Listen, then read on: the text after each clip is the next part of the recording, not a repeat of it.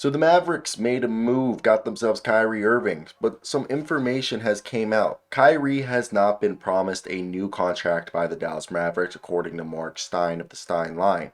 No one in Dallas has come out and say it in terms, but obviously, Marc Stein writes, Irving's potentially just a rental. And if I said this was a deal that was a win-win for both sides, they only gave up, what was it, some second round picks, an unprotected first in 2027 and two starting level role players. Yes, guys, Spencer and Dorian Finney-Smith were two guys integral to the team's culture.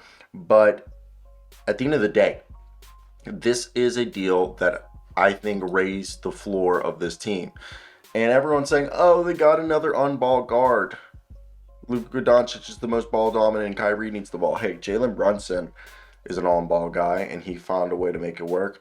Kyrie played shooting guard when James Harden was on the Nets. So I think this was a good deal because all they gave up was that, my apology, a 2029 first round pick and a 2027 second round pick and a 2029 second round pick. I apologize. And they got Kyrie and Markieff Morris. So for us, I think this is a deal right here that the starting lineup's probably going to be Luka Doncic, Kyrie Irving, Reggie Bullock, and that's where it gets interesting. You could see either Maxi Kleber, Davis Bertans, Dwight Powell as the power forward next to Christian Wood, because we assume Christian Wood will play starting center. And the other lineup is you could see is like if they rather have Tim Hardaway Jr. start than Dwight Powell and they want to play small to start games, they could do Luka Doncic, Kyrie Irving, Tim Hardaway Jr. and then have two wings instead of two bigs and have Reggie Bullock and Tim Hardaway Jr., Kyrie, Luka Doncic, and then Christian Wood, and then you have off the bench Kleber, Davis Bertans, Dwight Powell, all right, Josh Green, and that could be promising right there. I think that one could be fun, and I think obviously this is a team that we know Tim Hardaway is scoring off the bench as a reserve is more valuable. So it does make overall sense for Reggie Bullock, especially how he fits next to Doncic and Irving. Now, yes, we know that like Dwight Powell, I do get that if they want to do Dwight Powell to control the boards and stuff. But if it is a rental, they didn't give up that much. First round pick in 2029. Okay? A first round pick in 2029. And 2 seconds in 2027 and 2029. If it's a rental and it doesn't work out, I think this at least shows Luka Doncic, hey, we're trying. We're trying, man. And I think that goes way further than people think. And for me, I think the big thing here is when you look at, the Mavs, I don't think they gave up that much. You are able to get, and the other thing is we know the Mavs consulted with Doncic before they did this deal. So Doncic wanted this deal to be done. And Irving, has a familiarity with Jason Kidd as well. And the Mavs needed a second star. So for me, I just look at this like this, and I think it's a good deal, even if it is just a rental.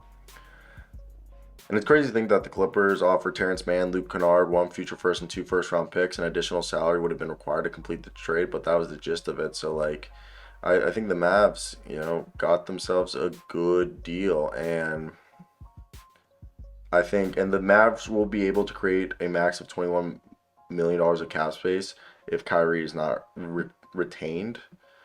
But there's also people saying that Tim Hardaway is on the block too, so I don't know, okay? I don't know what's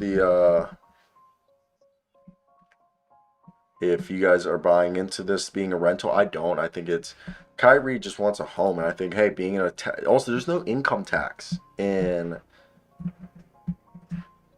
Texas, so I'm just saying it's not a bad gig, okay? Let's just not sit here and be like, hey, oh my God, Kyrie is going to ruin this franchise. First off, I don't believe that, Kyrie's, a franchise ruiner. I think that's, people are literally acting like Kyrie just kills people's franchises. I don't know. I don't believe that narrative, so let me hear your guys' thoughts down below in the comment section. What do you expect to happen? Also, In other words, let's just tell you about me right now. And I know you guys won't care maybe, but I might have broken my wrist. It hasn't swollen. I mean, it's swollen up, but it hurts a lot. Not like I have a pretty high pain threshold. I'd like to say I have a pretty high pain threshold, and I was playing basketball at my fraternity out at the fraternity's outdoor court, and one of my boys was going up for a dunk because he got like basically he was not cherry picking, but he was basically unguarded, and I just ran full speed down, and I just no easy bucket, so I went up and just fouled the shit out of him, but I ended up going like flipping 90 degrees in the air, turning sideways, and I landed on my elbow and my wrist. And I kept playing for like 15 more minutes, but then when I like took a breather, my wrist just stiffened up. And so this is where we're at. It's pretty painful, but you know, I ain't no bitch.